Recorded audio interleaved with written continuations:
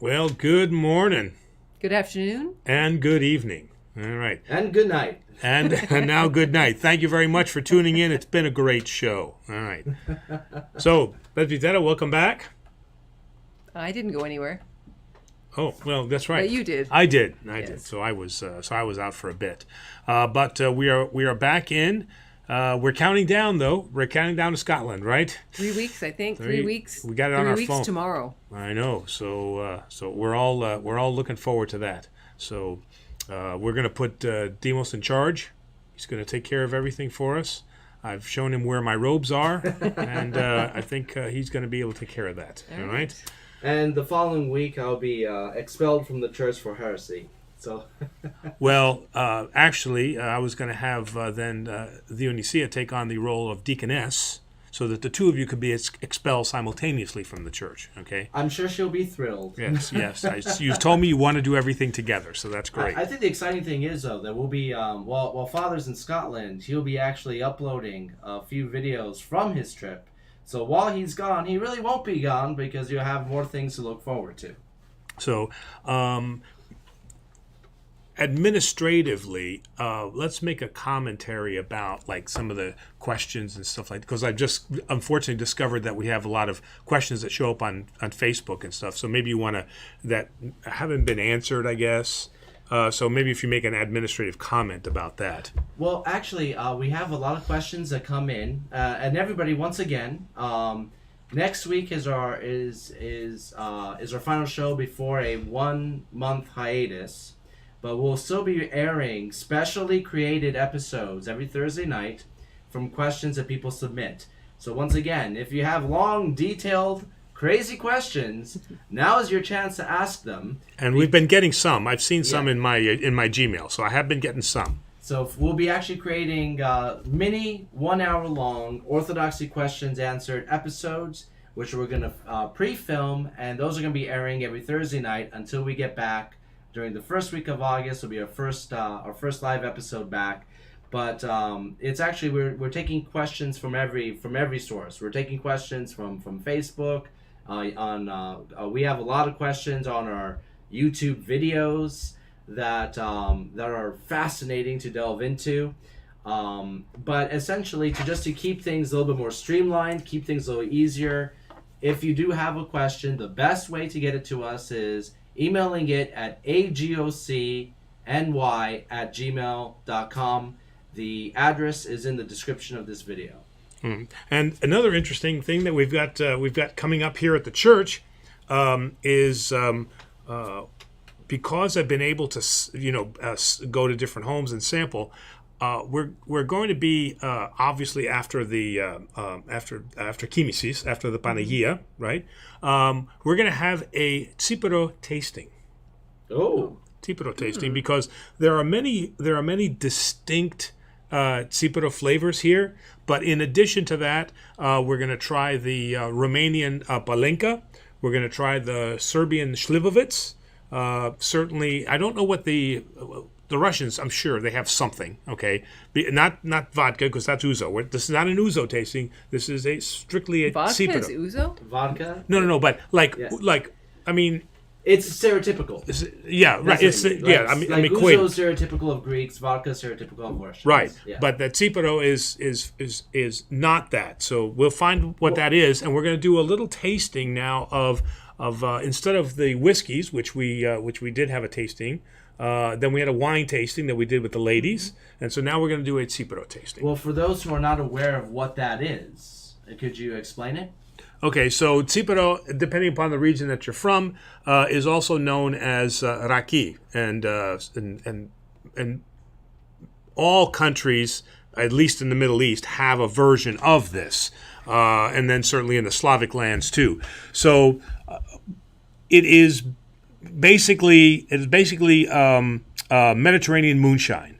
So it is the leftover grapes and the mash that's left over after they make the ouzo, and they run this now through a still, just as you would in Virginia or wherever they do that, and you run that through a still, and then they distill it, and so you get something that doesn't have the anise flavor, but has a very strong very strong kick to it. Well, But it has a little bit of anise flavor, doesn't it?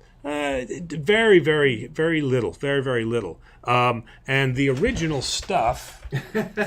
Sorry.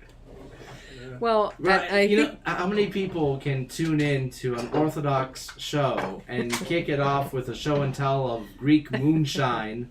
And usually it will come in a plastic water bottle that they bring back, or some who do it a little bit more fancy will actually store it in a bottle like this. So you can see it's absolutely clear, but it is not vodka, and it has a very, very unique and a very distinct taste.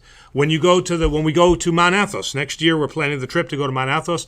When you go to the Philoxenia house, the very first thing you'll get a little shot of this raki or this Sipuro. So that's something that's on the schedule. Isn't it with lucumia? And with lucumia, right? So I mean, so you'll find this at Mount Athos. So it's not just so it's something that's really tied in to our culture. It's very, very much tied into the So culture. if anybody's wondering why we're showing it off, that's why. That's why we're showing it off. Okay. And you should have no problem finding the others. We have a Russian Orthodox church. We have I Romanian. already have the Romanian. We have and there's an Arabic version too, and I'm trying to remember. Sammy gave us that. So anyway, Ukrainian. and Ukrainian. we'll have Ukrainian. So anyway, to continue on, there was an interesting, just to kind of start off here, recently, and what's your name again? Demos. Yes, that's Demos. Demos. Yes, that's my name. The Demos. Demosthenes. That's right. Yes. Okay. Google had this interesting article. Well, actually, it was the article about Google, right? Because they fired one of their AI researchers because he felt that he had created sentient life or something. I don't know if the story that I heard was that that one of the researchers said that they had achieved sentient AI. Right. Oh, sentient AI. Okay. And so this kind of brought up, some points. And prior to the show, we were discussing this idea of, there's a lot of TV shows out now that have that as a theme. That you mentioned Data, obviously, Blade Runner. The one that we've been watching, the one called Humans. Humans, Yeah. right? So there's a lot of media recently about AI. Really, I mean, since the 1980s, but it's become very prolific recently. And a lot of people have been talking more and more and more about the singularity, the moment that AI does become sentient. I mean, it's a possibility that time is approaching very, very quickly. Early estimates were 2045, but it might be sooner. It looks like it might be sooner than that. So the question obviously comes up is, is Orthodoxy going to have a position on this? Well, right now, we, as with a lot of things, we don't have position papers. But there was an excellent book, and I would again recommend it to anybody that's out there. Very, very well done by Father John Chrysavies, who works very, very closely with the Ecumenical Patriarch Bartholomew, and he has written a number of books that explore areas of Orthodoxy that are historically have not been explored. And the one book that he wrote here, For the Life of the World, towards a social ethos of the Orthodox Church, printed by Holy Cross. And he discusses some topics in here, one of which is about orthodoxy and human rights. And so this discussion recalled this book and this particular section. And so I just wanted to read something pretty quick just to maybe, begin this discussion. And not that we have to talk about it tonight, but it's something to kind of, start thoughts. Because, what are we going to say about sentient? Sentient, yeah. Sentientism? Yeah, I guess. Okay, I can make up words. I'm Army, so okay. All right. So he writes here, it is not by chance that the language of human rights, as well as legal conventions and institutions devised to protect and advance those rights, arose in nations whose moral cultures had been formed by Christian beliefs. Okay, so he's starting this off by saying that nations have a language of human rights, and this is how that AI is going to be judged within this language, all right? And that they will be judged according to the moral cultures that have been formed by our Christian belief, okay? But here's the issue, because he goes on. Now, he's not talking about AI here, all right? But then he goes on and talks about now the grammar that we're going to use to now traverse civil and legal mechanisms for dignity, liberty, equal rights, economic justice, equality before the law. All right? But he goes on and he says, God created humankind after his own image and likeness and has endowed every man, woman, and child with the full spiritual dignity of persons fashioned in the conformity with the divine person of the Father, Son, and Holy Spirit. That's where the difference is going to lie. So what we can do is we can grant a humanistic right, a human right to that sentiousness. Sentient being. To that sentient being. We can grant them liberty, equal rights, dignity under the law. But what we won't be able to grant them is their spiritual dignity, because what has been endowed to us by the Creator is that breath of life that's breathed into us, so that there is that divine spark within us. Again, I'm not saying that, again, he breathed the breath of life. We do not have the essence of God in us. Absolutely not. But we have that divine spark. We innately know that there is a Creator, and we know who that Creator is. And that's going to be the challenge, because this is not something that has been endowed with a divine spark. And I think that's where that discussion is going to start. But it certainly does not prevent a sentient being from being granted the rights that every human being has under the law. So I thought that was kind of an interesting start. So if in Star Trek: The Next Generation, when Data dies, he's not going to heaven. We'd have to say that he ceases to exist. All right, but he can have a consciousness, right? But does that consciousness recognize a Creator? Because in essence, we are we that Creator? Then we are made in the image and likeness of God, and maybe, and as an exploration, maybe because that part of that is our passion to create. Absolutely. But what we cannot give them is that spiritual. Exactly. Right. Okay. Wasn't that original Star Trek, the Creator? Remember the one sterilized? V'ger. Well, I was thinking of the other one, Nomad. I am Nomad. Yeah. I am perfect. Which inspired the motion picture. That's right. Yeah. That's right. Exactly. The Changeling. That's what it's called. All right. Kirk had this habit of being able to destroy computers with words. Oh yeah. And he did it like 4 or 5 times. Oh yeah. Yeah, it's my least. Always made Spock. It pissed Spock off. He didn't like it. All right. So what do we got? Or do you have something you would like to add? No, I've got nothing.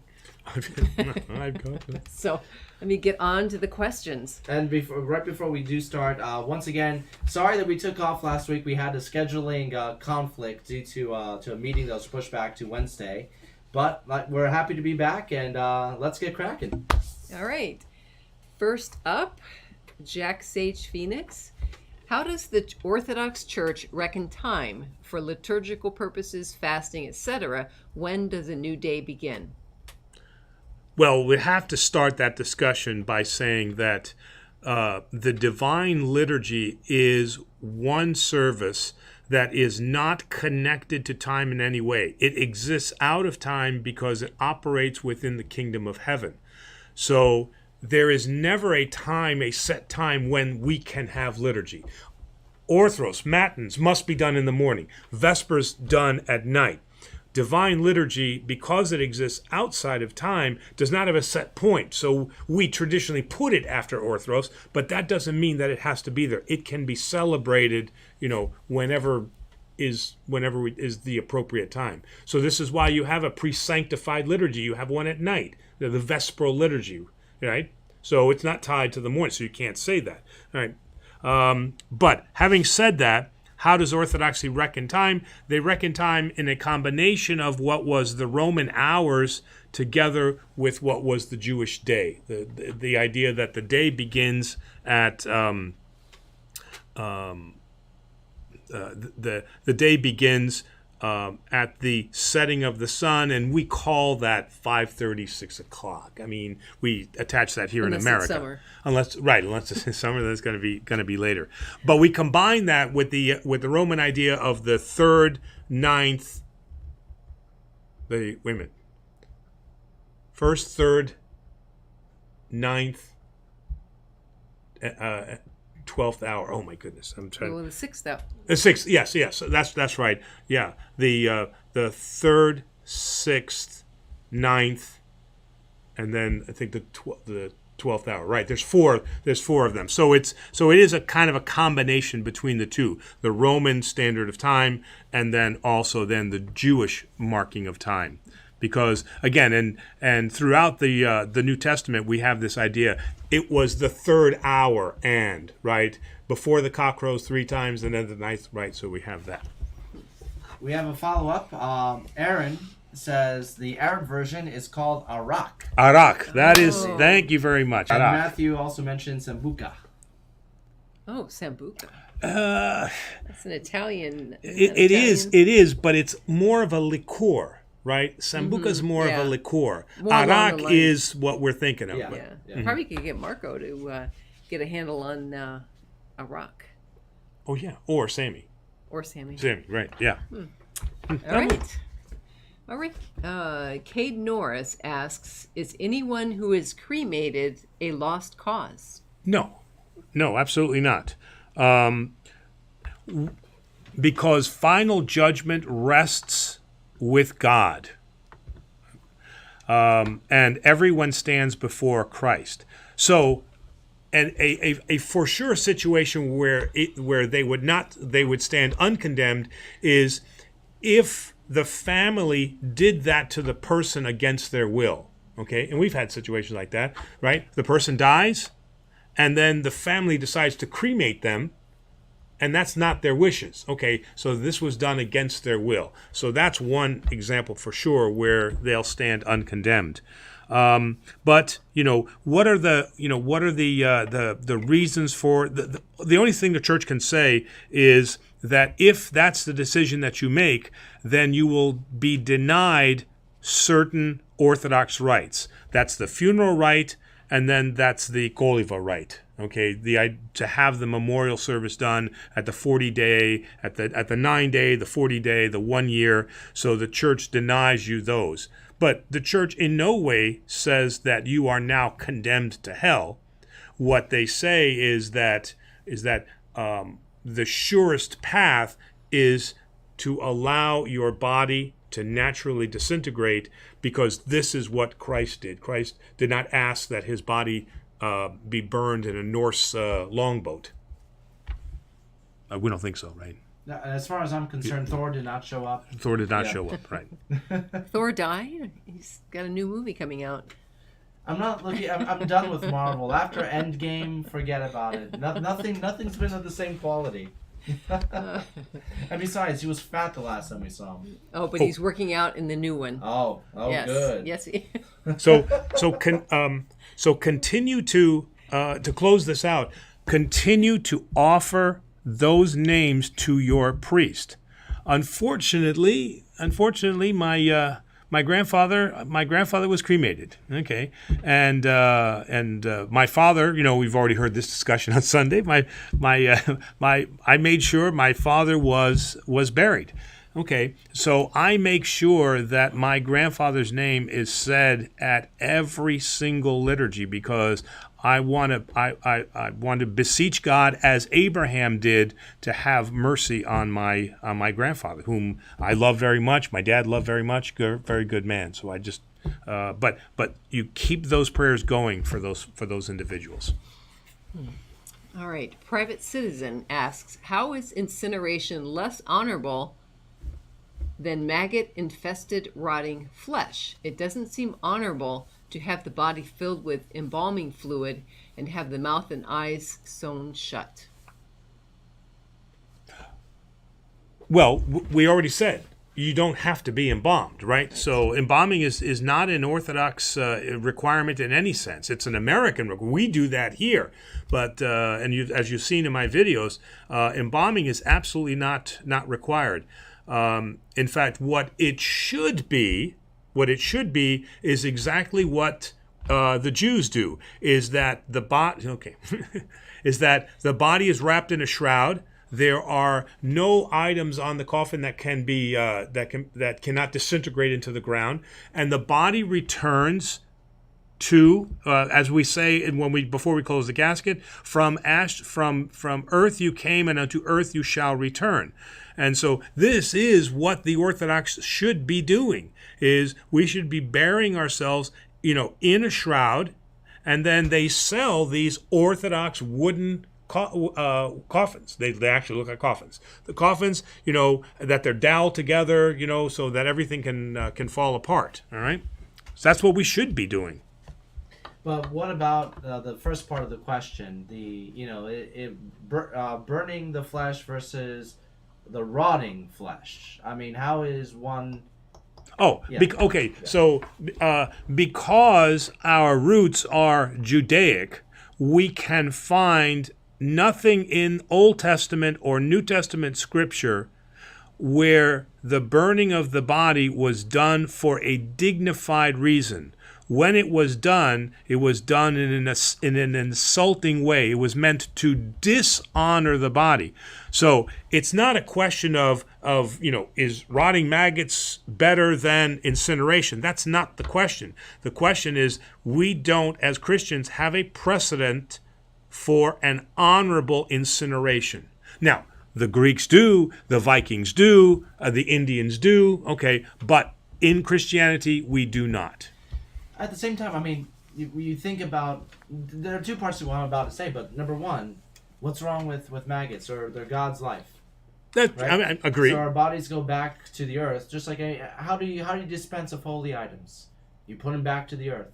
Everything goes back to the earth. But then you get in trouble because then we burn them. I tell everybody to burn them, right? Well, but no, they're I'm not talking about like holy water or. Oh yes, absolutely. Yeah. Yes, you're right. We return it naturally to the earth. But even the ashes, after you burn them, you still put them back on the earth. I know that's close to cremation, but that's not where I was going. But everything ends up going back to life. Right. And again, it's our own senses that sees, maggots eating the flesh. We create that lack of dignity, right? Most people saw that as a natural process, right? Yeah. I mean, I love the idea of green burials. Wrapped in a sheet, you put in the ground, you decay. Mm-hmm. I think, where is Orthodoxy on the root ball idea? Where you're curled up and you're wrapped up into a ball, and then a tree is planted over you, and then you're the root ball. I don't know where. I'm not even gonna joke. That thought was in my head. If that was a thing that exists, I'm like, it does. Hey, you should bury me with an acorn in my mouth. Yeah. And hopefully a squirrel won't attack me. Right. So. Yeah. Rather than give you the coin of Charon, right? We'll give you the acorn. That's right. And make sure it's a sequoia, something that lives for a long time. Yeah. All right. Bruna Marquez, is it acceptable to wear a veil in a Greek Orthodox church? Absolutely acceptable. You won't see it done a lot, as it would be, let's say, in a Russian or Romanian Orthodox church, but there's absolutely nothing wrong in wearing a veil. If that's what you choose to do, then then we don't have any problem. Where you would probably agree, because that's your pet peeve, is when it is done for a showy reason. Look how pious I am because I'm wearing this. That's inappropriate, right? But if it is your custom and you are doing it for humility's reasons, for humble reasons, then the church has no problem with that. But anytime that it's done not for His glory but for your glory, then it's problematic. Okay. Miggs 2682. The Bible talks about how slaves should treat their masters, women covering their heads, etc. Where does the Orthodox Church draw the line between what traditions or scripture is kept and what is evolved or changed? Good question. Yeah, and it is a good question. And the starting point for that, the trenches, if I could use that term, not trench, but the trenches. I know what you were thinking. All right, you were thinking trench, but I mean, for where it starts in the trenches, it starts with the priest. It is the priest who is given a degree of authority by the bishop to make now determinations in those kind of gray areas. So that's where it starts, okay? But it also then elevates from there, and it is the Council of Bishops, whether that be in the Archdiocese of America, the Archdiocese of Greece, wherever that is, that they can also make determinations. One of the determinations that they made was about the language. That it used to be up until the 1960s, you couldn't use anything but Greek when celebrating the liturgy. All right, that has now changed. And now those bishops have allowed the churches to use the degree of English that is appropriate. And that's the same thing that they would do. At the highest level, you have now the ecumenical synod, where all the bishops gather from the different countries and they make determinations. This recent one that we just had in 2013, something like that, 2013, that some of those questions were on the table to be discussed. Okay, were decisions made? There was more discussion than decisions being made, all right? But that's how that process works. So I have a large degree of latitude as a parish priest to make interpretations of what is appropriate tradition, what is appropriate tradition to follow, and what is tradition that should not be followed. How do we reconcile with the fact that the Bible does talk about rules for slaves and so forth? I mean, okay, because again, we have to look at the context and the time in which this was written. And at that time, these are not slaves like we had American slaves. These were slaves that were indentured for a particular reason. They committed a crime. The way that they were born, the caste system that they were born into. Again, these are things that we would obviously reject today. But at the time that it was written, Paul and the apostles were dealing with traditions and social norms of that time. All right, so we can't or shouldn't judge how the Bible is written and take everything literally that it applies as for yesterday as it applies today. All right. David Neck asks, as a Christian, is it looked down upon to view social media, follow politics, news, etc.? I try my best to block out a lot of mainstream things and focus my spare time on work, school, Bible reading, etc., etc. Technically, you're on social media right now. Well, yes, yeah, and carrying that point forward, you cannot over inundate yourself with politics, with news, with drama in your community. Okay. Well, and don't come. Well, never mind. Well, okay, yeah. I know where you're going to go with that. All right. It's an elevated form of gossiping in many ways. Well, watching the tabloids and things like that. Oh yeah, and the drama and all that. But absolutely try to try to take these things in moderation. It is not appropriate to never watch the news because we need to stay informed of what's going on so that we can decide how involved we want to be.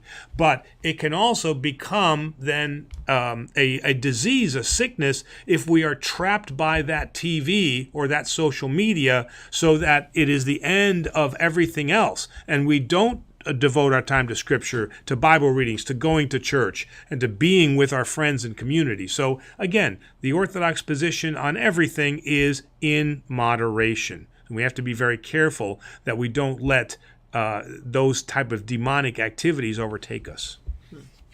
I'm not saying the news is demonic. I'm not saying that. I'm just saying that an overindulgence in that can become demonic. I find it funny. We're in the communication age, and we've never had more trouble communicating ever. Ever, right, The right. Tower of Babel, it was easier. But Demos is right. You're on a social media platform right now, but this is, we feel, is a healthy and a helpful outlet. It's very easy to skew negative.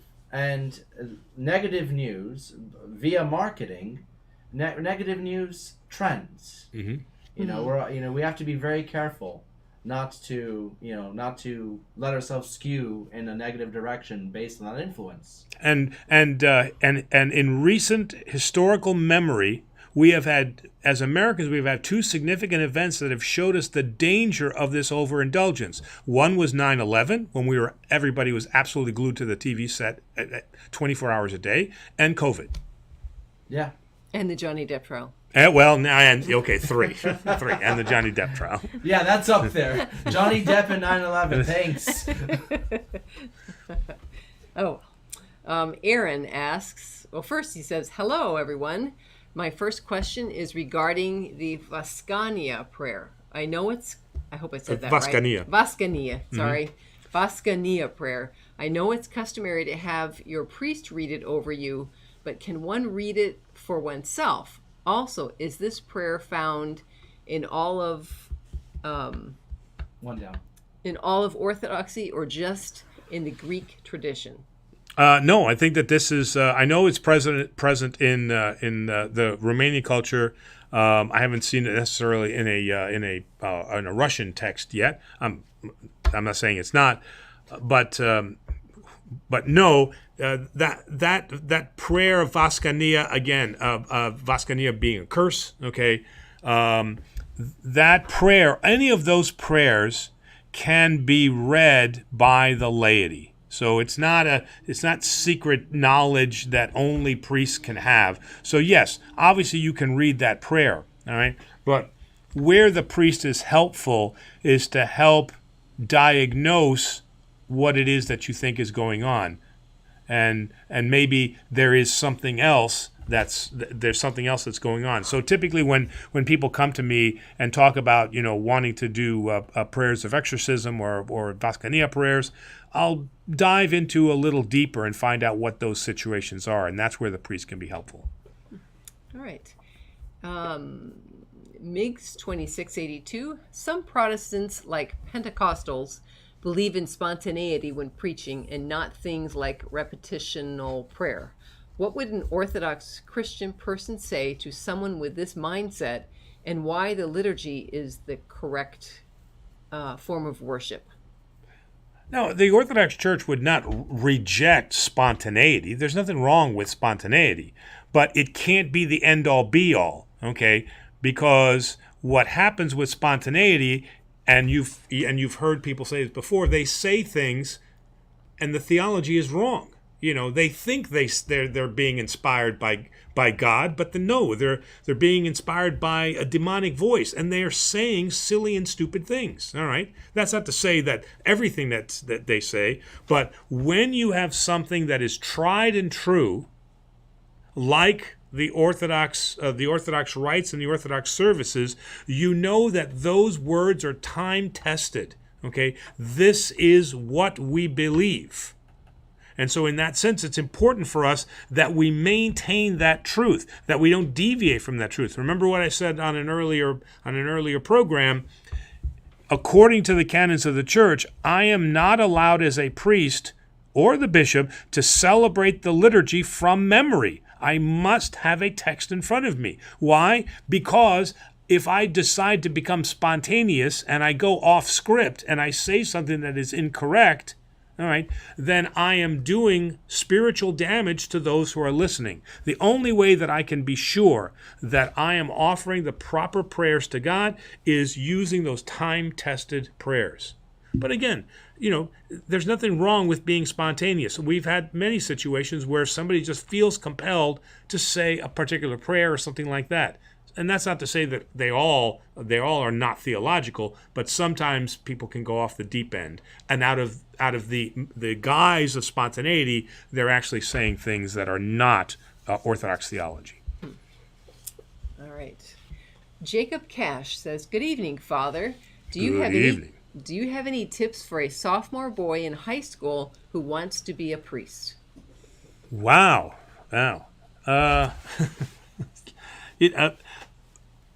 It's a calling. There's no doubt about that.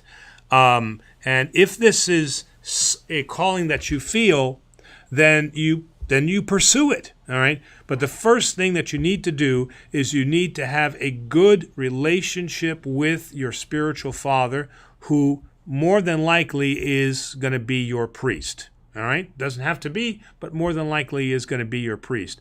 And have these discussions with him. And he can help you to determine how to best proceed. Okay? I mean, as young men, and I'm sure Demas would agree with that, we all have dreams when we're young of what we think we want to be, right? We want to be pilots, astronauts, want to be priests, right? Okay, but then, things come along, and then that it turns out that we don't necessarily do that. Although, with a name like Demos, he is on track for the priesthood, but we're gonna tell him that later. Other than videography, or videography. So I'm in no way saying that is not the correct path, but what you need to do is you need to go down that road with somebody who has experience, as you would with anything. All right. Same thing when I was wanted to go into the military. I had mentors that helped me with that process. So start there. And then probably what he'll do is which is what my spiritual father did, is he'll slowly involve you in things in the church. And if you find that you enjoy those things, okay, then that may be the correct path for you. Or maybe you find that, I really enjoy chanting, but I don't enjoy necessarily the other things. But chanting is my thing that I want to do. Or maybe I want to be a deacon and not a priest. Or maybe I'm happy as an acolyte, just helping the priest. So once you get involved, you will find out how true the calling really is. And sometimes you can become a priest later. Like you'll end up going to school, you'll do something else, and then go to that later. Yes. That actually goes to the follow-up that I've been thinking about. I mean, one of your greatest strengths, in my opinion, is the fact that you lived, a considerable amount of your life, you lived in the secular world. You got married, you had a business, you worked in the corporate world, and you're a business-minded guy. Right. That has given you strength as a priest. That practicality, the understanding of the world, the understanding of other people's problems going through the world. Okay. So, would you say is it practical to say, live a little bit, experience the world, and then pursue that, or is it more favorable to pursue it from a young age? I can't say, because if we look at our own bishop from, and he's said this many times, from the time that he was in elementary school, I believe. Yeah, he had a calling, and he had a spiritual father, and that was the right decision for him. So I used to think like that. I used to think, just put it on hold.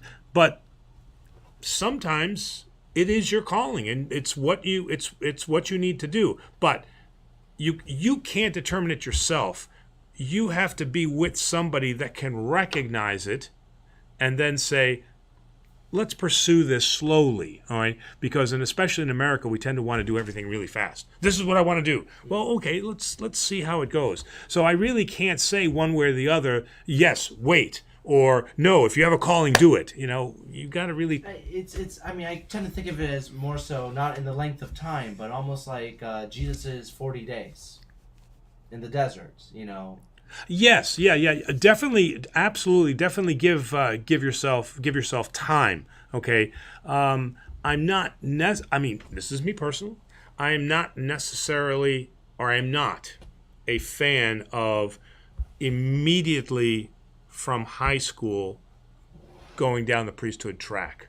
I personally feel that you do need a little bit of time and experience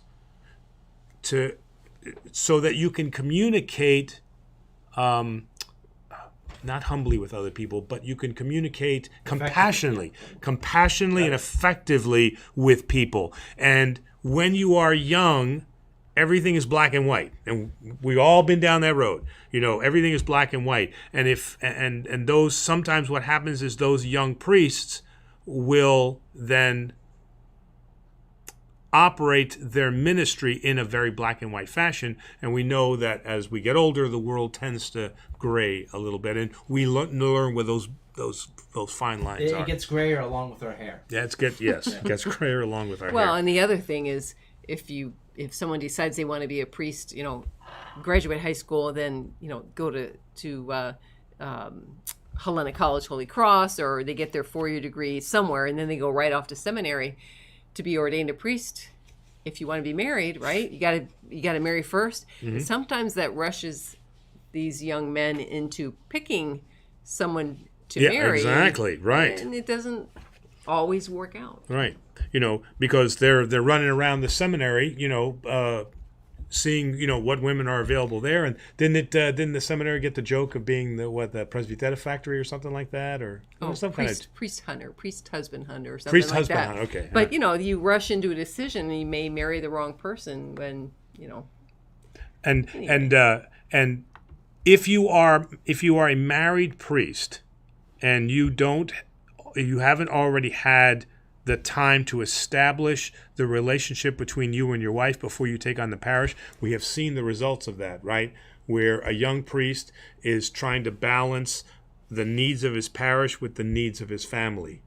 And what ends up happening almost all the time is that he feels that he is Superman, and he takes on all of the parish's issues and then leaves his wife alone. So it almost seems like it's a 2-person commitment to become a priest. 100%. Well, now that we've scared Jacob Cash into pursuing that, no, he needs to speak to his priest because it does work out for some. That right, and that's what I said. That is the first step, is establish a relationship with your spiritual father.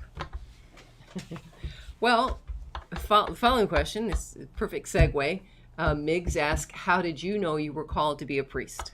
I didn't. That's the thing. I did not have any desire or calling, or it wasn't on my radar. It's not something I dreamed about doing. But we went to church, and it happened that through God's grace, I mean God's plan, all right, that I was put in touch with, or I met my spiritual father, who we were about the same age, and he knew how to talk to me. He knew the kind of person, you could tell the kind of person that I was. And he spent, quite a bit of time working on me. All right. So so in that sense, he knew something that was in me, and he was able to tease that out over a period of time. And then I slowly started to realize that, yes, this is the direction I'd like to go. All right.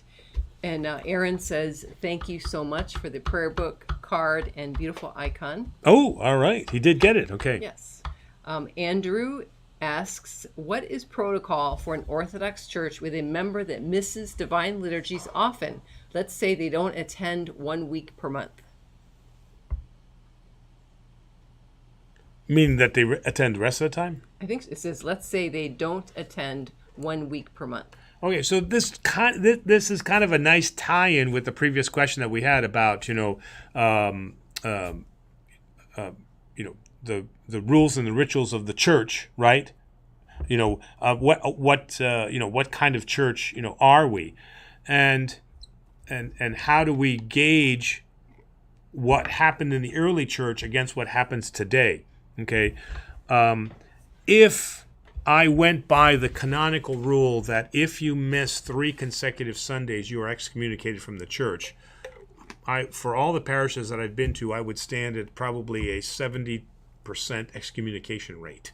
Okay, because life is life. I mean, unfortunately, we live with a situation where sports games are on Sundays. People work very, very hard during the week, and the weekend, unfortunately, is the time when they relax or they go out with their families. So I can't deny them that. I mean, if they haven't seen their whole family for a week, and the dad wants time with his wife and his kids, and they want to take off somewhere, okay, they're gonna do that. All right. So at least in America, the Orthodox Church does not stand hard to those rules. What is important to us is not only your attendance in church, but your behavior outside of church. And that's one thing that we really look at is, who are you as a person? And people who are very, very loyal and regular in attending church, but when they're outside, they don't exhibit Christian behavior. So attendance is one factor of your Christian life, but it is not the only factor. So the long answer to the question is no. I don't judge people if they miss twice, or they don't attend every single Sunday, or they miss a number of different Sundays. It gives me the opportunity then to call them or visit their restaurant and say, hey, I haven't seen you in a while. How are things going? And they invariably will ask me to sit down, have a meal with them, and we'll have a huge discussion, and that will be very, very powerful. If I may add something real quick. No. Not too bad. Well, for those outside the United States, it may seem like, how is this possible? Like, how come they can't go to church every Sunday? But the thing that needs to be understood is, at least in Europe, you get more time off than Americans do. I mean, that you get, in some countries you can get like a month holiday to spend with your family. In America, 6 weeks, I think, in Germany, wasn't it? 6 weeks in Germany. In America, you're lucky if you get one in many especially at lower, the lower you get on the economic threshold, you may not even be able to get a vacation, and they technically frown if you take it all at once. Yes, right. So it's, for many families, the little time they get together, it's precious, and it really becomes a choice. Mm-hmm. Right. So that there's a bit of a cultural difference. I wish we were more like Europe in those respects, because I think it's good for mental health to live your life. No, where I thought you were going to go with this, because we've certainly seen it in Greece, and we certainly saw it in Europe when we were living there, is every little town had a small church. I mean, church was close by. I mean, I've got parishioners that are driving 30 miles, 40 miles. I mean, it's an investment to come to church. You're not just walking down the street to the local church anymore. Not in America, you're not. That's how you see your community. It's a community meeting. Well, very, very good. Yeah, exactly. And back to when you said that, I know many people who don't behave outside of church as Christians. That is, you're not talking about here. No. No. Yeah. All right. Andrew asks, what is the understanding of vain repetition? That has nothing to do with the Jesus prayer, right? That is correct. That has nothing to do with the Jesus prayer, because what we are doing is we are doing what St. Paul tells us to do, which is pray unceasingly, and that we always have the Lord on our lips. Okay, so in that sense, this is not a vain repetition. It can become a vain repetition if we are showing off. Again, anytime that we are doing something for our glory, the church is going to reject that. But if we are saying the Jesus prayer so that it establishes a rhythm within ourselves, so that it is constantly on our lips, the church has absolutely no problem. They don't see it in that sense. But it can be misused in that vain repetitious sense. And the example of that is the tax collector and the Pharisee. All right. Anon, what is the position of the church when parents disagree about baptizing, chrismating children? Must both parents consent? Yeah, I mean, I've been in this situation a number of times where I have had the grandparents secretly come to the church and say, "Father, I want you to baptize my grandkids, but you can't tell anybody." Well, and the answer to that is a flat out no. I can't do that because I have to have the parents' permission. Okay, if this is a child of what's that of age of Age of reasoning? age of consent. Consent. Age of Oh, consent. consent, Yeah. I mean, once the child is age of consent, then it is their decision, and then if they decide that's what they want to do, then I can perform the baptism. But if they are under that, they are a ward of their parents. They're a minor. Okay, and so the parents have to be involved in that decision. What that does is it gives me the opportunity. Now to those grandparents, I will say, let me talk to the parents. And so normally what happens is I will talk to the parents, and there will be a reason why they're not doing it. Not in every case, but there's a reason why they're not doing it, and we talk through that, and then that misunderstanding now disappears, and then they're willing to do the baptism. Okay, one real easy one was that they didn't want to do the baptism because one of the spouse said that she was told that it has to be done all in Greek, and she wanted, she's not Greek, and she wanted to hear Greek.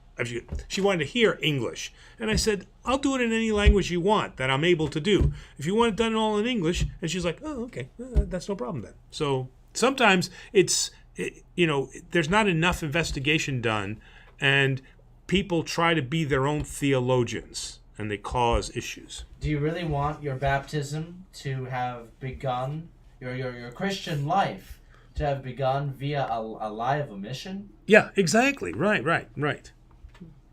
All right. Unimportant Hero asks, in regards to ossuaries, is this sort of skeletonization practiced by Orthodox churches in the U.S.? It seems that most Americans think it's either illegal or impractical. Yeah, I am not aware of any ossuaries that we have operating ossuaries. Maybe something ancient we've got in, but in America, no, we do not. We don't have that practice. I mean, I don't know, Demos. I mean, do you think that there's a reason why we don't? I mean, he said illegal. I don't think it's anything illegal. It's a cultural thing, I think, partly. When we first did that video, I can honestly say I was surprised that was something that it is an Orthodox practice at all. It seems, especially after we did so many videos about desecration of the body with cremation, and now we're talking about taking the skull out and polishing it and putting it on display and writing things on it. It seemed like such a contradiction to me. But beyond the Orthodoxy, I can't speak for all Americans, because America, state by state, is almost like a different country where you go. Sure. But it seems like it seems like a bygone practice in many ways. Right. In fact, really. Well, still in Greece. I mean, it's still. I'm talking from an American perspective. From an American perspective, absolutely. Perspective, right. It seems like it's a practice of a bygone era. I'm not saying it's good or bad. Mm-hmm. I'm just saying, just the impression one gets. Mm-hmm. But I can definitely see the practicality of it. I mean, if land is short and you have to pay for the upkeep, and you can't afford it, then at least what you have is, you have the skull. I mean. Yeah, but the reconciling of we're not allowed to burn the body because it's desecration to putting it on display is a leap that is a little difficult. Yeah. They don't take the skull home, do they? No. It remains in the ossuary. Right. Okay. But how do we reconcile that? Well, some will say that you can't reconcile that. That is a conundrum. That you're saying one thing and then you're doing another thing. Okay, and that extends to the bones of the saints, right? We take the saint, and then we chop them up into pieces and we send them out to different areas. All right, but but there is at least with the saints, there is a value there, because those saints have a grace that has been bestowed upon them for the healing, for the healing of various things that those particular saints were known for. I think in Greece, one of the reasons they don't like the ossuaries is sometimes 3 years is not enough for the body to completely decompose, and it can be rather traumatic for a family to, because I think is the family is there when they yeah. And I've on NPR I heard some stories about that. But real quick, Santa Man 1 is sharing a New Orleans proverb that we have to read. Ashes to ashes, dust to dust. If the women don't get you, then the whiskey must. I don't know. That sounds Scottish, doesn't it? It does. Sounds very Scottish. Well, all right. Santa Man 1 asks, are there special callings, such as a deacon or layman specializing in prison ministry? Oh, absolutely. And in fact, this is the Orthodox argument on women priesthood. And because what the Orthodox Church is arguing against is this hyper focus on that a woman is not complete unless she is able to serve as a priest. And the Orthodox Church's viewpoint on that is that there are many opportunities to serve within the church, and many of those opportunities have just as important a value as, let's say, priesthood. But we get hyper-focused on one thing that the church at this point is not allowing. All right. So the singing in church is a ministry, chanting in church is a ministry, being a deacon is a ministry, youth is a ministry, prison is a ministry. So the church offers us a wide range of things. And to say that if a woman can't be priest, then she has absolutely no use or role in the church is ridiculous. Jack mentions the great, I'm adding that part, Demosthenes Euclid is indeed an auspicious name. I love it. I love it because in most of my life I've rarely ever met another Demosthenes. But it is equivalent to naming your child something like Aristotle, Plato. Anyways, the two ancient Greek names. Right. I think my parents were either hoping I'd be a good speaker or good at math. And then you come to this parish, and I can name off 4 guys that are named Demosthenes here. I always miss them. Yeah. Yeah. It's good. It's less confusing. Mm-hmm. All right. Aaron says, Father, you mentioned before the Greek used in the liturgy is not modern Greek, but Kene Greek. Uh-huh. That being said, why has the liturgy never been done in the modern vernacular? You have asked the very question that the youth in Greece are asking right now. Why is the liturgy not being done in modern Greek? That is exactly the question that they are asking. Okay, because here English is clearly a different language. Korea, it's a different language, but there's this feeling that, well, it's Greece, so it's Greek. It's not. Okay, and the youth in Greece are asking the exact question that you're asking right now. Is that they want to hear they want to hear the liturgy in the modern Greek. So I'm agreeing with him. I can't give him a reason. Real quick, it's been brought to my attention by a few people about some of the advertisements that appear before a video. Sometimes advertising other denominations and so forth. We don't really control which advertisements go on. Obviously, because we're a religious channel, we're going to tend to get religious ads in general. If you see an ad that you do not like, either let us know, send us an email, or report the ad if you think it's a bad ad. But in general, we do not control the ads that are there, and it works a little easier that way. Because if we start blocking some ads and allowing others, Now we're acting like a publisher. Now the ads that are showing up, it's almost people will presume that we approve of them. Oh, okay. Yeah. So Now, you said in general. We have some control? I thought we had no control. we have some control, as in specific, like sometimes with genres of ads and okay. so forth. All right. We have anything that is too sexual. Oh, so blocked, or okay, gotcha. gun ads, Okay, stuff like that. We have those blocked. okay, all right. But it is what it is. It's right. Yeah. And Jacob would like to email you about his earlier question. He's the sophomore. Yeah, for sure. And right. Yes, agocny@gmail.com. It is in the description. And that's what we're, at the moment, that's the email that we're using for all communications with this show. Okay. All right. The Great One 5150 Wow. asks. Yes. Wow, the Great One 51. Wasn't that Jackie Gleason, the Great One? Yes, Jackie Gleason was the great one.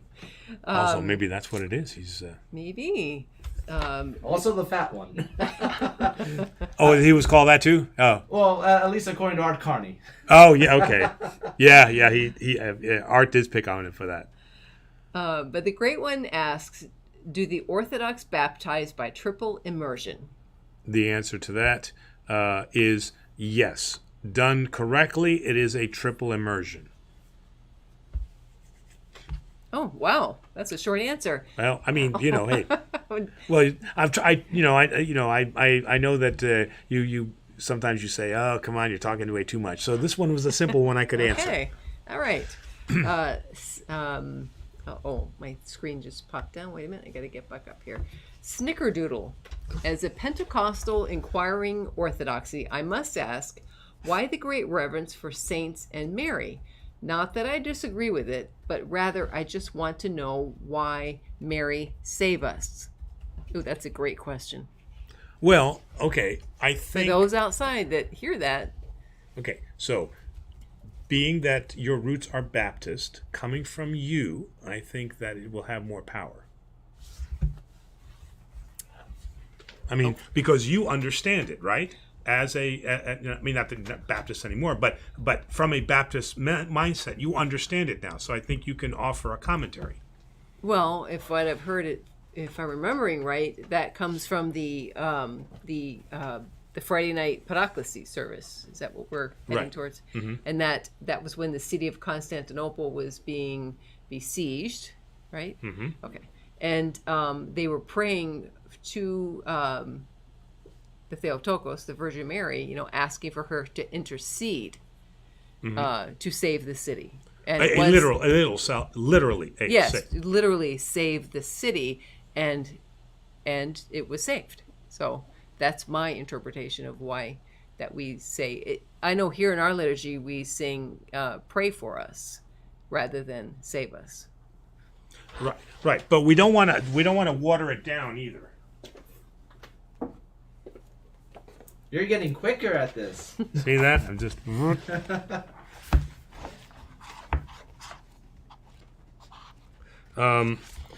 What I'm looking for in here, and I'm hoping we'll get this published by September. That's what I'm shooting for. And for September. those who are wondering, that is Father's catechism book.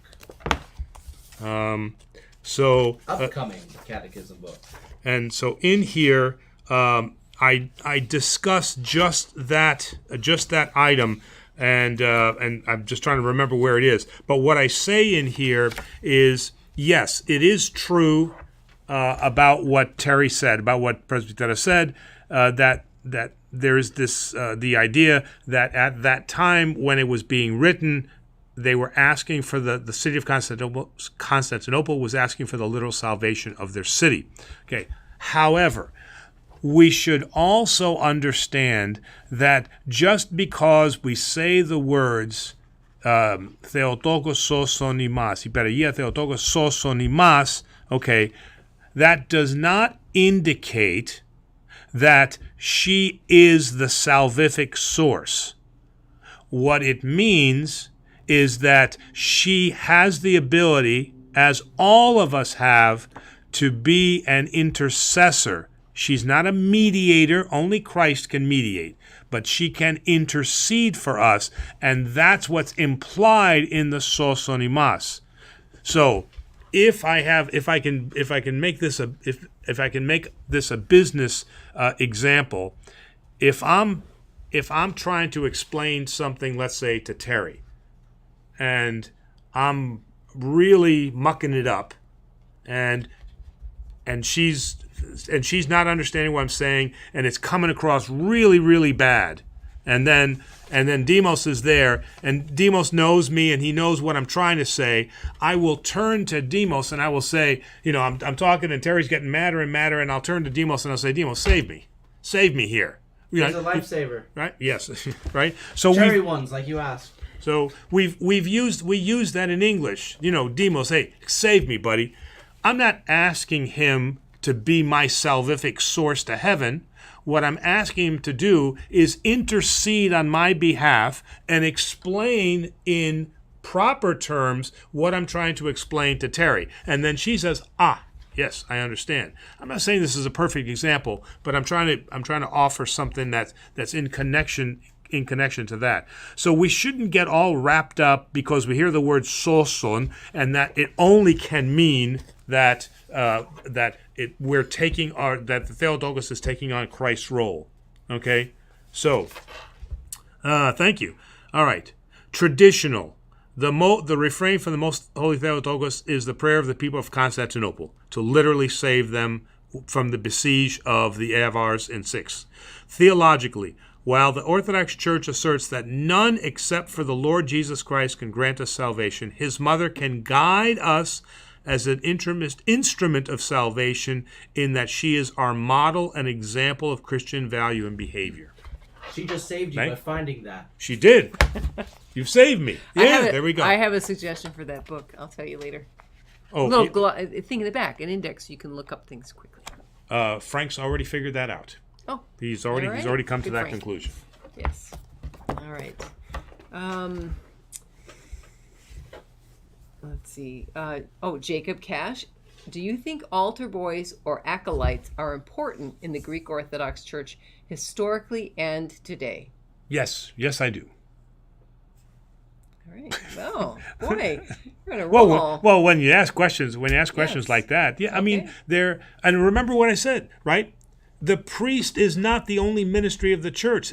My acolytes are extremely important to my proper and effective performance of the celebration of the liturgy. The two acolytes that I have, they carry the burden of what happens during liturgy, and I can depend upon them so that I can relax and enjoy the liturgy. It runs smoother because they have things ready for you when you need it. Exactly. And you're also instructing the altar boys because people can see you up there. They come up, and then we can see you talking. We're sure you're asking them questions or you're explaining something. So yeah. May I ask a question? I'm going to try to word it in the best way possible, but I've been to Greek Orthodox churches across the country and a few in Europe as well. And how do you, if you're dealing with a young, unruly altar boy, what's the best way that you should deal with it? Because I've seen some priests whack them up on the on the soleil. They whack them in the head or something. But this has never happened here. I've never had that situation here. I mean, the most that we get is, and this is why we avoid boys too young, because they can be fidgety, right? Okay, they're not acting out, but they're just fidgety. All right, so we try to keep it at a particular age, and the only thing that I've been able to do is use peer pressure. So I'll talk to one of the senior altar boys and say, okay, usually it's their brother, if nothing else. And I'll say, look, hey, you got to talk to your brother and just kind of calm him down. And they'll go and they'll take care of that. So, but yeah, I know. That's why I was always scared to be an altar boy in Tarpon Springs, because, that priest was he was over 6 feet tall, big long beard. I didn't know what he was going to do. And he always had this yelling voice. Yeah, but that was the first time I experienced a cinnamon Tic Tac when he gave me one. Who the The priest, Tarpon Springs. Oh, in Tarpon Springs, Yeah. Father Trifon. Oh, wow. Okay. Oh, he I remember they got rid of him too.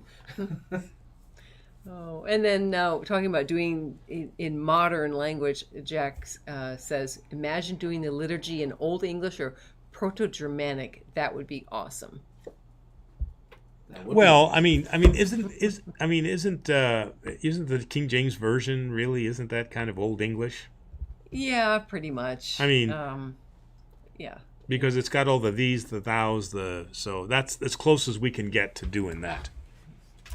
Aaron asks you to please explain a bit further what the major differences are as far as wording and so forth between modern and Kine.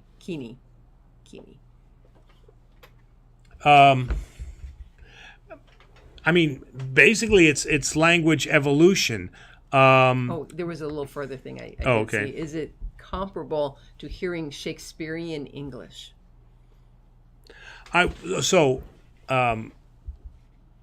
It is a bit closer to the Shakespearean style, which we would say is katharevousa. Katharevousa was from the 1800s, the Greek of the 1800s, almost up until the 40s or 50s, when we started to transition. So that Greek style of katharevousa that was taught in all the schools was closer to Koine Greek, let's say, than modern Greek.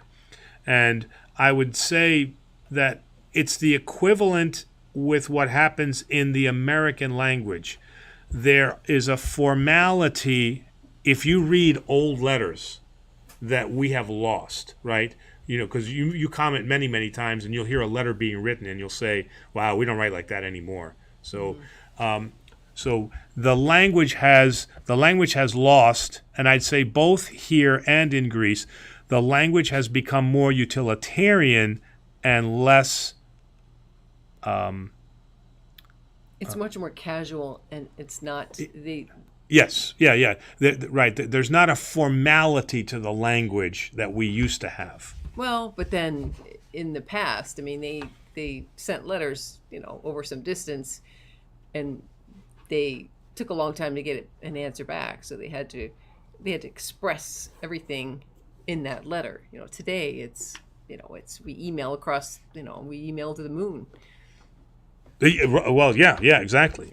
Also become much, as society, divorced from religion, but we've become much, much less formal, especially over the last 2-3 decades or so. Right now, even saying something as innocuous as yes, ma'am is considered insulting, maybe for some different reasons there. Right. I wonder if that's also due to the internet age. This kind of idea of like, let's get it through in 140 characters, no flowery speeches, right. Mm-hmm. And in fact, I'm gonna. This is my favorite one here.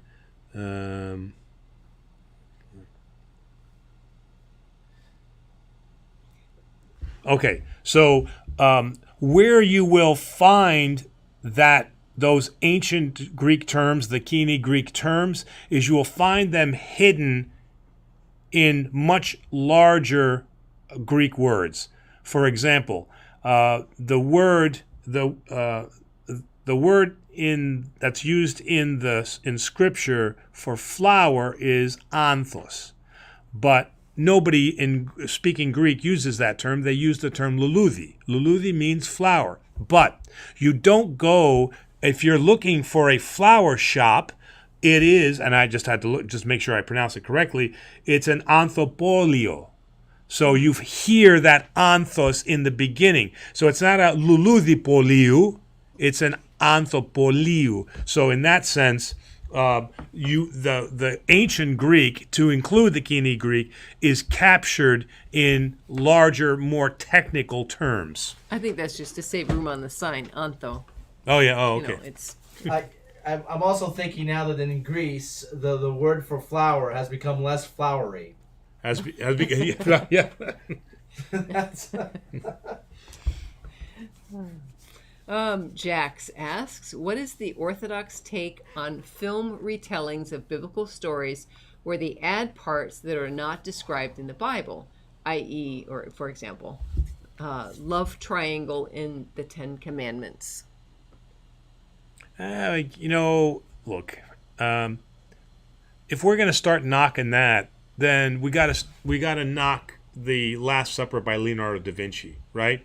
I mean, come on, what's his name? Dan Brown made a whole theological treatise on how the apostles were positioned and made it history when it's Leonardo da Vinci saying, "Hey, here's what I want to paint." Okay, Right, they didn't pose for they didn't pose for the thing, right? Exactly. And John being looking a little bit more female. Female, right? It's really supposed to represent Mary Magdalene and the real. And because Holy he's leaning Grail. away is the V, Yeah. right? And that's the woman, right? Okay. But, Or at the same time, I mean, These are fun things. Yeah, I mean, just some people take that way too seriously. well, okay, here's a much more recent example of that. The Chosen. We started watching. We've Yes. seen the first season. We haven't seen the second because now we have to pay for it, and we don't want to pay for it, so we're waiting for it to to finish. So, but they made Matthew, right, the tax collector.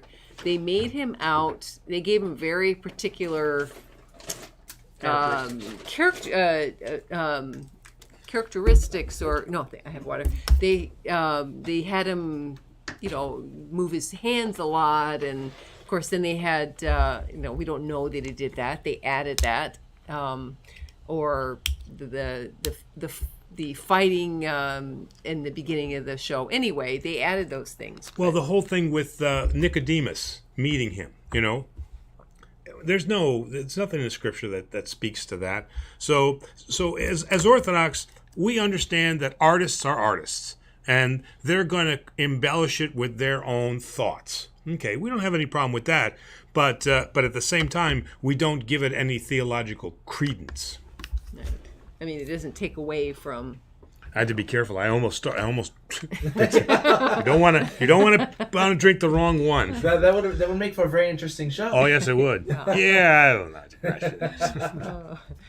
Andrew asks, what is the Orthodox view on astrology, meaning like birth charts and how they correlate with personality traits? I have family into it, and it kind of makes me feel uncomfortable when they talk about it. No, we don't. We do not believe. We believe in astronomy, but not astrology. Okay. Now, again, these are fun things, right? You open up your heart. I mean, we've all done that. We open up our horoscope, and it tells us something incredible is going to happen today, right? And then we create something to fit that model. I found a dime. Yeah, I found it exactly. I mean, go ahead. Yeah. No, are you?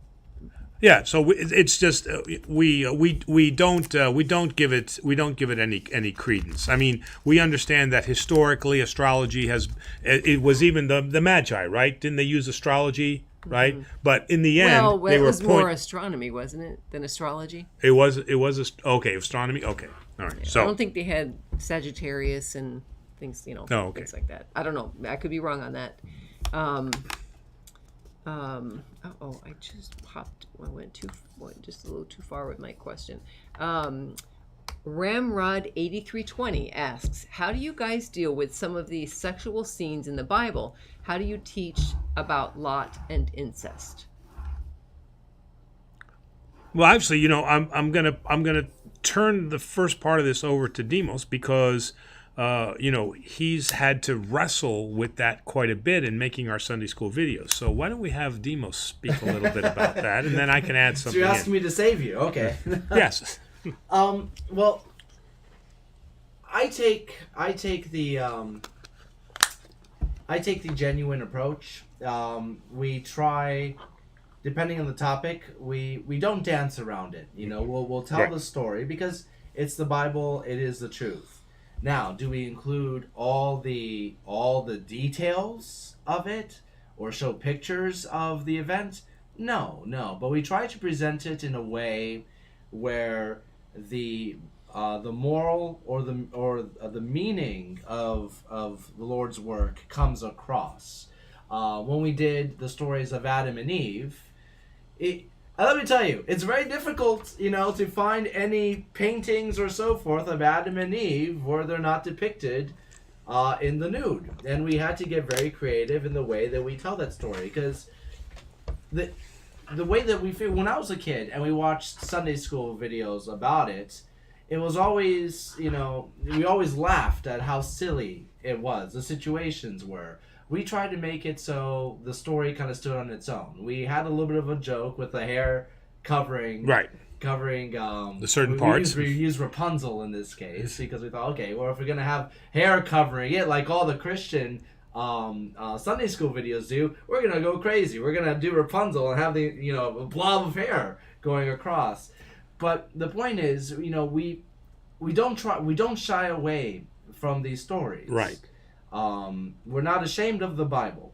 It's just that we present it in a delicate and careful manner, so as not to have the sexual aspects overshadow the story that's being told. Yeah, and that's one thing that I really appreciate about about Demos's artistry is that we don't just bleep over things that are inappropriate. As Demos said, the Bible is the truth. Everything in there is for our edification and for our education. But he is very creative in how he's able to present that without not what I'm trying to say. Overshadowing it. And the one example that comes to mind that was so cool was when you were explaining adultery and you go, the word's in it, adult. I mean, the way that you did that was really very cool. Easy for a kid to understand. Yeah, with the Adam and Eve story, we, like I said before, with the paintings, where you couldn't, sometimes we try to use historical painting and maybe even inspire some kids with the great arts of those eras. But we sidestepped it by taking it and making it a very by taking the issue and placing it in a contemporary sense, so the kids can put themselves in those shoes. Where we had father being tempted by a cat and pizza. Yeah. And end up, I think it's out of last year. That's my favorite scene that we've done, and the one that most people talk about. But we were able to get those ideas across without letting the nudity or anything else depicted overshadow it. And again, if you happen to, by the way, I'm not saying that you are, but if you happen to be like a Sunday school teacher or something, or you're involved in the education of kids, and you want to use our videos, please feel free, to go ahead and use those and maybe help communicate those points if they're helpful to you. And I think that you can apply them almost across denominations. Exactly. Right. I mean, especially the Old Testament ones. Right. Mm-hmm. And those videos. I mean, certainly we speak about being Orthodox, but the concepts can be applied, as you said, across the denominations. All right. Jacob asks, does your church have any relics besides the ones in the holy altar table? No, not yet. That's what we're working on. We're looking at getting 2 proskinitria, that we have beautiful icons to place in there. And right now I have one of our chanters, one of our young men, who has gone back to his village, and he's working to get Saint Paraskevi as one of the relics to have here.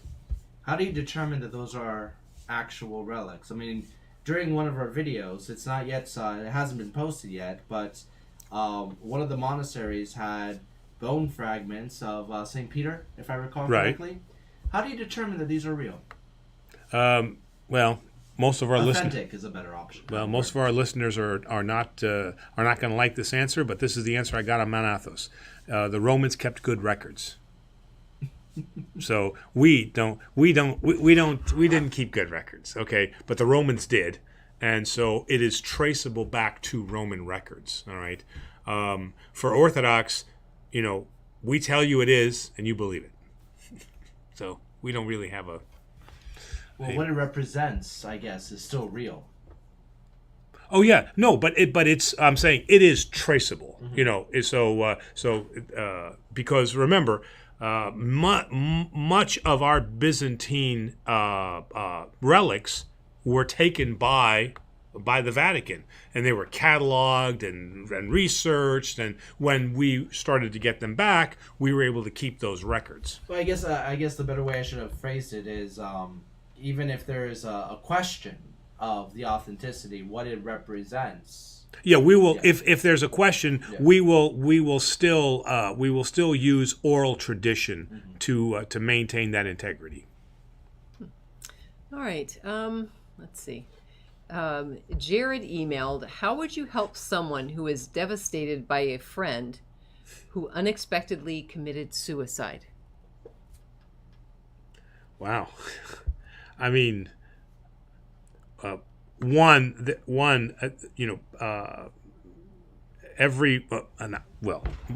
of the priests, to include myself, would certainly encourage that there has to be a therapeutic aspect to that. So we would certainly encourage that there be some form of therapy. It doesn't have to be for necessarily forever, okay, but those are traumatic issues that somebody has to deal with, and they are outside of the capabilities of the parish priest. The parish priest can provide spiritual help and guidance, but those emotions have to be dealt with professionally. So most Orthodox priests, to include myself, would strongly encourage that you also seek out a counseling to help you, and not overcome or to forget or anything like that, but certainly to deal with those very, very raw and painful emotions. But what the priest can do is offer the spiritual component to that, which is that, the person who has committed suicide, we never say that person now is condemned. And we always continue to pray for that person, because we don't believe that typically those people who have committed suicide did it in their right mind. And so in that sense, we absolutely believe that God will have mercy on them. And so that spiritual component, we feel, is just as important as the secular therapy and counseling that has to happen. I think a big issue, as somebody who has known friends who have committed suicide, I think that one of the toughest issues, the unexpected part is the least surprising thing in this sentence, because most people who commit suicide actually follow through. It is usually unexpected. The people that actually follow through usually don't telegraph it. They don't make it very obvious.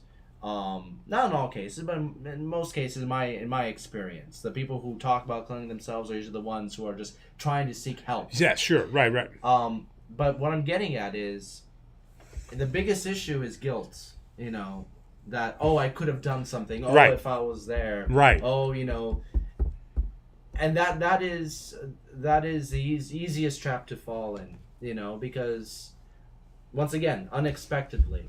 And it's the most dangerous trap to fall in, because it's a spiral. Yeah, but once again, it's the word unexpectedly. What could you have done if you weren't expecting it? Yeah, right. Well, I think where they're going with that is that when you try to quarterback it, what is that called? Sunday. Armchair quarterback? When you try to armchair quarterback, you start looking for all these signs. I should have seen that. Yeah. And I should have seen that. And if I would have done that, I remember now that he did this, So you can really drive yourself crazy with that.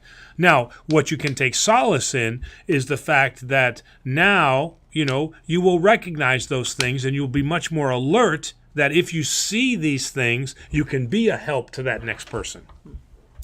All right. Craig Pappas. I don't want to come across as insane. I've been going through a situation within the last year. Really strange things have grabbed my attention.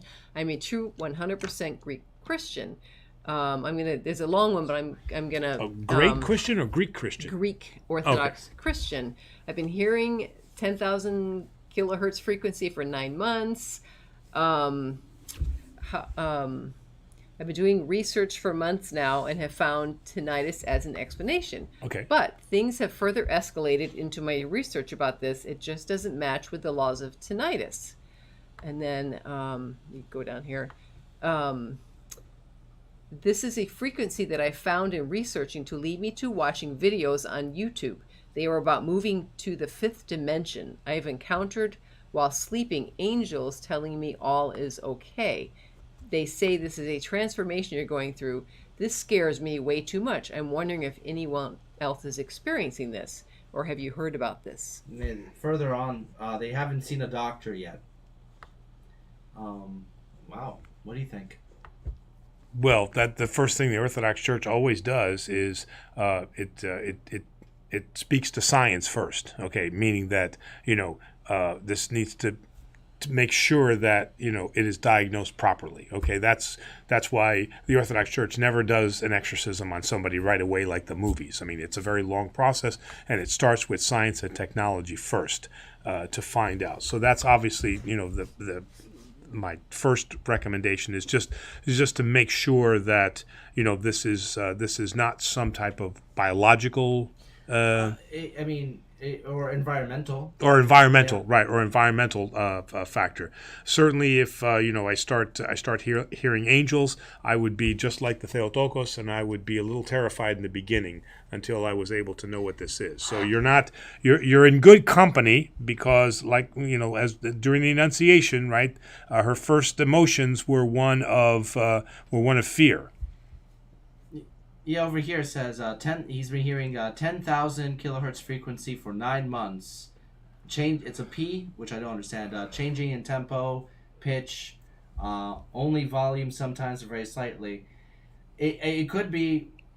I mean, I don't. Yeah, it's tough to. Depends on the frequency. I mean, it could be a radio. It could be an antenna nearby that's causing it. I'd be very curious to see if others if you're hearing it in the same room with another person, if they're sensitive to it as well.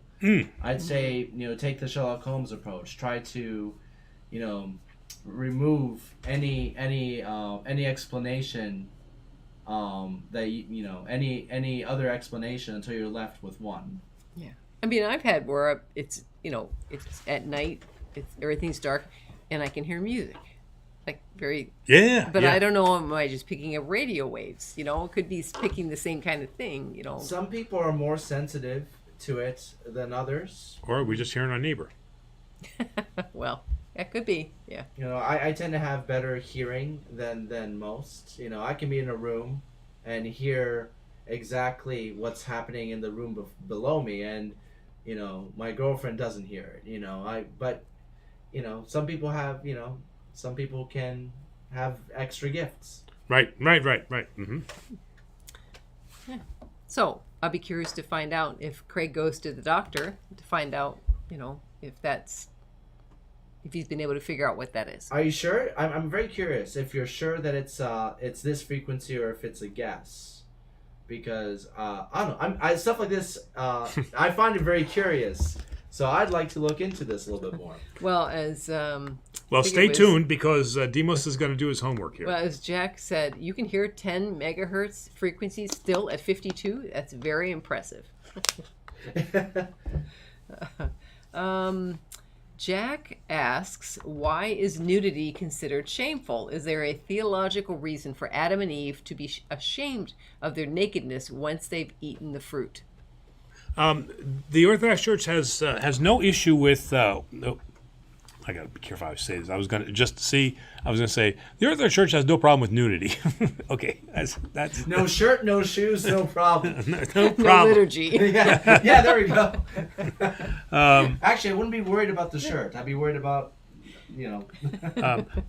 So the Orthodox Church has no issue with the male or female body. What they have an issue with is the exploitation of the male and female body. But there is this whole idea that we should be ashamed of our bodies and all that. This is ridiculous nonsense. Okay, and it's certainly not Orthodox in any sense. What we have in Adam and Eve is we have now their recognition that eating from the tree of the knowledge of good and evil, right? The important thing that was being taken away from that is that what they received now was the ability to turn away from God. Is that they possess this knowledge. Before, they could only look in the direction of God. But with that knowledge of good and evil, they now have the ability to see the world through their eyes, okay? And now they recognize these differences, and now there's that ability that they can turn away from God. This is why we refer to Jesus as one of his titles is the new Adam, is because there is no way that Jesus, even with the fact that he has two natures and two wills, can only do the will of the Father. So he is that new Adam restored, that of what the original Adam was. So we shouldn't take it literally to mean and again, especially in Jewish poetry here, we should never take it to mean that it is exactly the fact that they all of a sudden nakedness is bad, but it is the recognition now that they have the ability to know about themselves, recognize things about themselves, and be able to turn away from God. Is there a possibility, all right, in order to the idea of a fruit bearing the knowledge of good and evil, to some people that's a very amorphous quality, an apple that can contain such a thing, right? Right. And in order to depict Adam and Eve's shame at having done this, I think one of the clearest and easiest ways, one of the most relatable ways to impart that shame is to depict it in a way that every human being can connect to. Right. Okay. Yeah, because you can't make the connection between the fruit and that, clearly, yeah. but something like shame over seeing your naked body, right? Okay. Yeah. Yeah. I don't know who they'd be embarrassed in front of, oh no, that leper just saw. but once again, that's kind of my point. It's a way to impart that idea. Right. I mean, they had been seeing each other naked for that whole time, right? Okay, and then that happened, and then there was this instant, recognition. So it's not something that they all of a sudden now saw for the first time, but they saw it through a different lens. Yeah. All right. Nictario says, hello. What does the Greek Orthodox Church say about young girls who also want to assist the priest during Divine Liturgy as altar boys do? Females as chanters? Thanks. Well, I mean, if you were with me in Flint and if you were with me in Kalamazoo, you saw that I did use altar girls. I didn't for convention reasons. Not that there's a prohibition against this in the church, but for the good order of the church, I didn't let the girls go behind the altar. But because I didn't have enough altar boys to help me, I asked the girls if they would, and they were very excited about it. And so we set it up so that they could participate.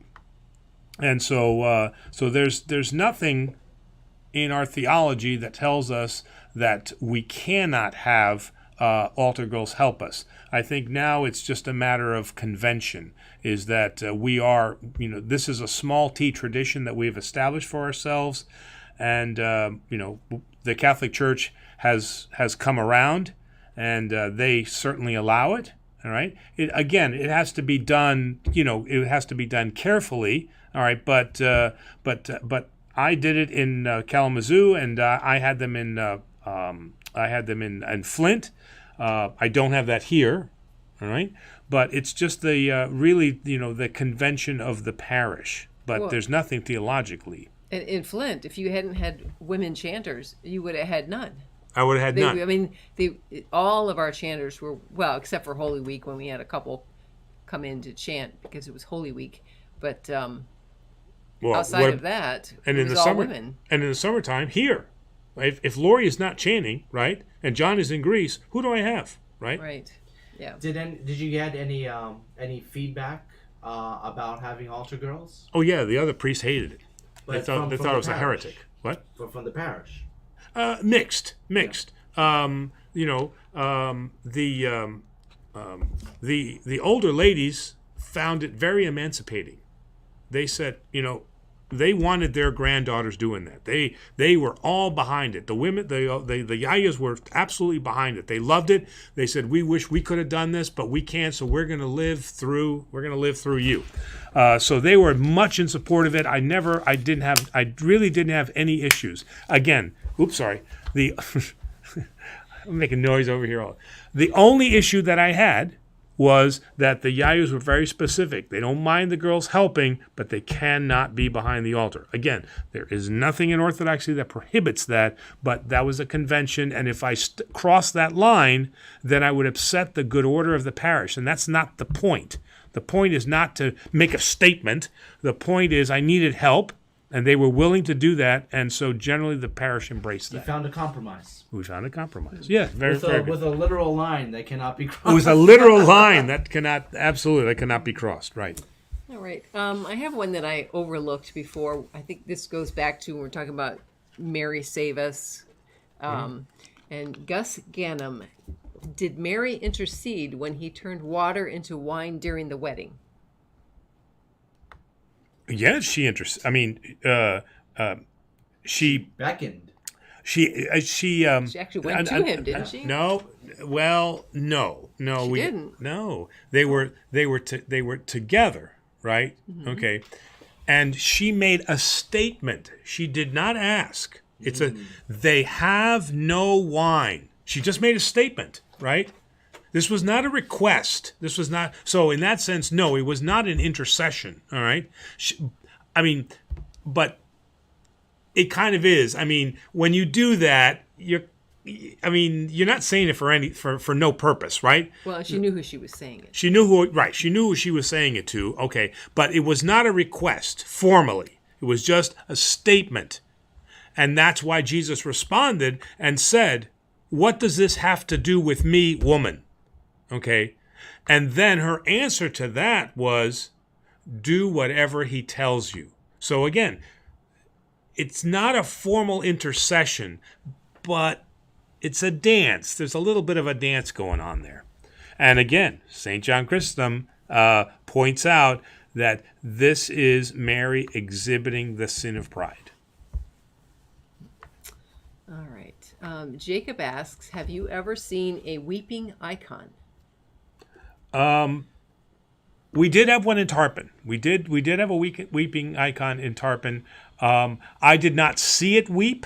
I saw the icon, but I did not actually see the weeping. All right, but I have enough friends that I trust who said that they have seen the actual weepage of different icons. So I do believe that is something that does exist. But again, it exists for a singular purpose, and that is to demonstrate the glory of God.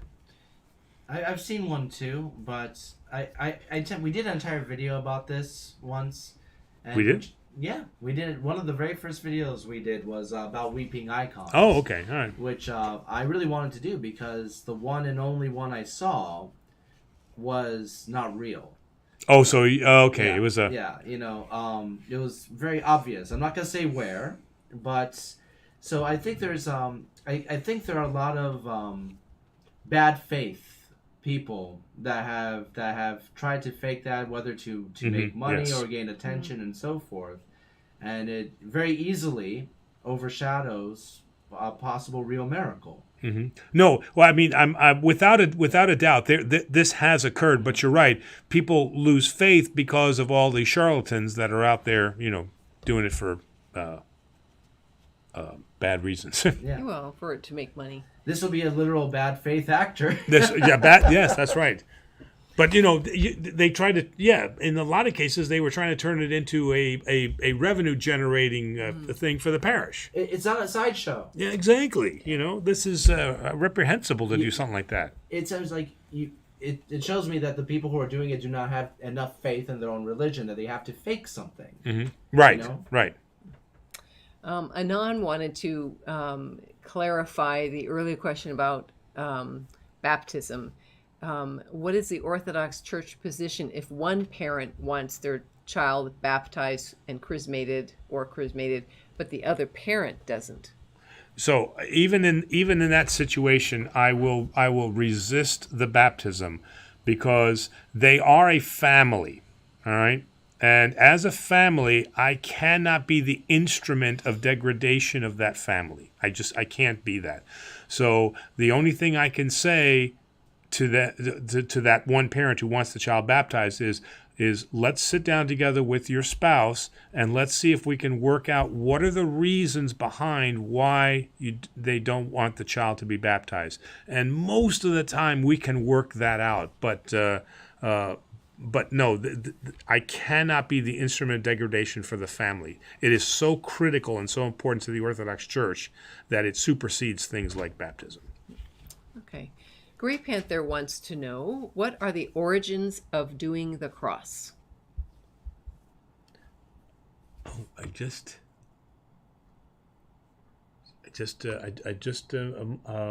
modified this. Shoot.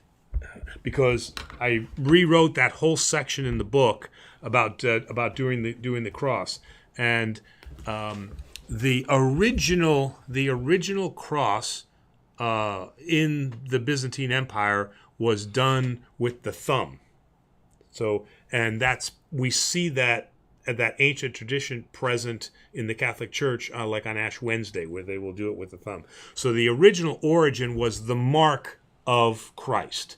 Okay, and out of that later came the theology of, it started with the open hand, but then it evolved into then symbolism, right? The church symbolism, and so it evolved into this. But it originally started with the idea of placing the mark of Christ on the person, and so in the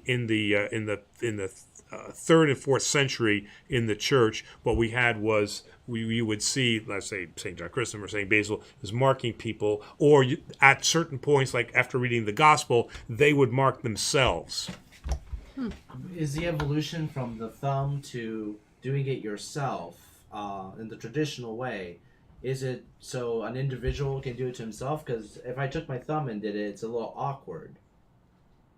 Or if you do it with the thumb, somebody else has to do it to you. No, but they would do it to themselves too. They would cross themselves That's too. what I'm saying. Is right. that like where we are contemporarily? Is that because this doing it with your thumb to yourself is awkward, and this is much more of a natural motion? I'm thinking that more it was to embed the theology of the church, the Trinitarian idea, plus one God, two natures. So I think it was more about the theology, And then what evolved was because the thumb only involved the forehead, the idea over time was that the entire body is involved. So now we have the representation, here that he girds me with strength, but also then I shoulder his burdens, right? I mean, he shoulders my burdens, right?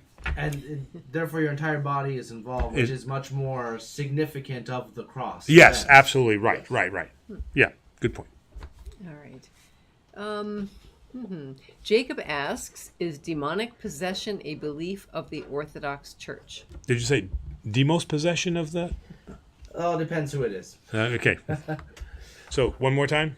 Is demonic possession a belief of the Orthodox Church? Absolutely, it is. It is. Now, again, exorcism is a much more complex process than it might be in some other Christian churches. Exorcist, the film. What's the Orthodox view on that film? Because there have been other denominations that have said that every frame of that film is possessed by a demon. Do we view the film The Exorcist as something that is evil, or as something where the priest is a superhero? Again, it's art. It's someone's interpretation. Was that De Palma? No. No, that was Friedkin. Oh, so it's Freakin'? William Friedkin. Friedkin. Good name for, Yeah. I would say good name for that, because that is a freaky film. Right. There was Hopefully I remember that correctly.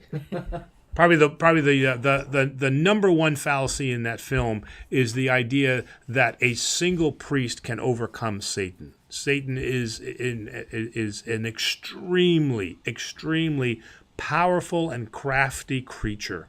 Okay, and for any priest or any single clergy to imagine that they can single-handedly take on Satan is absolute fallacy. So that's probably the biggest fallacy here.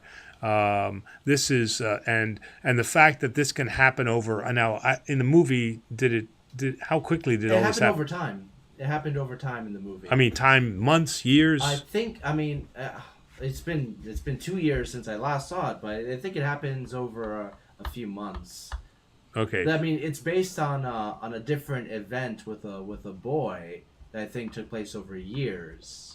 See, right. We would, and that's what. And for us as Orthodox, all of those exorcisms take place over the course of a couple of years. So this idea of seeing the priest as a superhero is nonsense. I know that movie just, I saw that in high school, and I didn't even see the whole thing. It's too freaky, and to me, it opens you up to that. Mm-hmm. You're almost inviting that to come to you. I know when they, I believe I read some years ago that they had a lot of calls because people believed now all of a sudden that they were becoming possessed. They were hearing things under their bed, and it just terrified people. But that happens with every horror movie, a very successful horror movie. And people like perpetuating the legend. I mean, think about how many horror movies are, quote-unquote, cursed. Poltergeist is the one that jumps to mind, where everybody dies and it somehow is connected to the film. They don't talk about curses with Cinderella. Oh yeah, right. I'll tell you what the greatest fallacy of The Exorcist is. A Greek Catholic priest. That was hard to swallow. Oh yeah, Greek Catholic priest. Yeah, that's. I don't know. That movie's just, and especially the scenes that were cut out of the movie. Some of those that I'd never seen before. Anyway. The staircase. Oh, yeah. Yes, that's too much for me. I can't take that. So let's move on. Jack would like to know, is there anything in the world that does not originate from God? Did Satan introduce anything?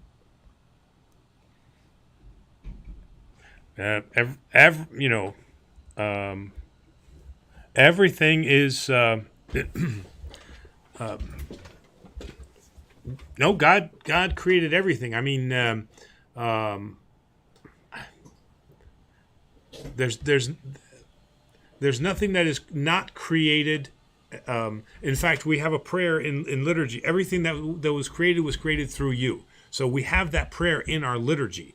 So the answer to that question would have to be no. So can you say that Satan, what's the word I want to use? God manipulated and turned things into. Yes, right. He can. Now we do call him the author of evil. I mean, giving him too much credit. Maybe in a way, like it's like, I'm the author of good. Look at me. Maybe we give him too much credit by saying it that way. Yeah, that's I mean, we could argue that, but you're right. There is. I think that's the best way to put it. Is that nothing is created without you, meaning we're talking about God. But what Satan can do is manipulate that to an evil intent, to include ourselves. Diane has a super chat. Thank you, Diane. Thank you. Thank you very much. You are my superhero. And she adds another name, Prince of Lies. Prince of Lies. Not you. Yes. Not you. Okay. You're the superhero. Thank you, Diane. I the Prince of Lies. Your arch nemesis is the Prince of Lies. Well, there's a whole new video, right? Well, you can't be a prince. You're married, so you would be a king. Yeah.